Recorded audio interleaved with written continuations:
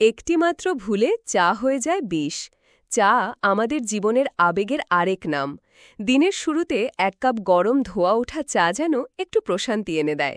কিন্তু জানেন কি, শুধু একটা সাধারণ ভুলেই এই প্রিয় পানীয়টি স্বাস্থ্যহানিকর, এমনকি ক্ষতিকরও হয়ে যেতে পারে।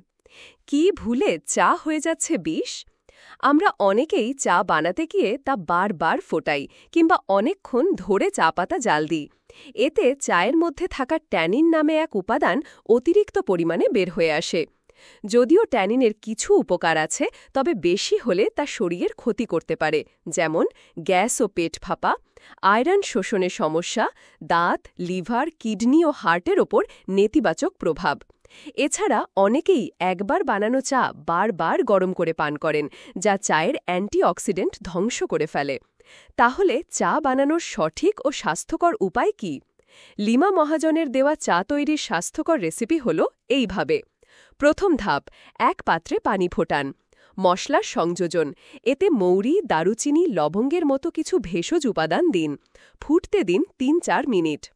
চা পাতা ব্যবহার, একটি কাপ বা পাত্রে চা পাতা রাখুন, এরপর মশলাযুক্ত গরম পানি চায়ের ওপর ঢালুন। ১ মিনিট ঢেকে রাখুন। দুধ যোগ, আলাদা করে দুধ ফুটিয়ে প্রয়োজন অনুযায়ী চায়ে মেশান। এবার আবার ১ মিনিটের মতো ঢেকে রাখুন, তারপর ছেঁকে নিয়ে গরম গরম উপভোগ করুন। অতিরিক্ত পরামর্শ, চা কখনো বারবার গরম করবেন না, এতে পুষ্টিগুণ নষ্ট হয় এবং শরীরের জন্য ক্ষতিকরও হয়ে উঠতে পারে। একবারে যতটা খাবেন ততটাই তৈরি করুন।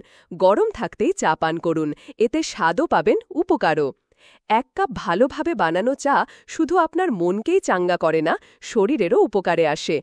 তাই এবার থেকে একটু সচেতন হন। প্রিয় চাকে বিষ নয়, বানিয়ে তুলুন আরও স্বাস্থ্যকর। সূত্র: হিন্দুস্তান টাইমস, গ্রন্থনা অধ্যক্ষ মহসিন আলী আঙ্গুর, সম্পাদক ও প্রকাশক মুজিবনগর খবর.com, মেহেরপুর।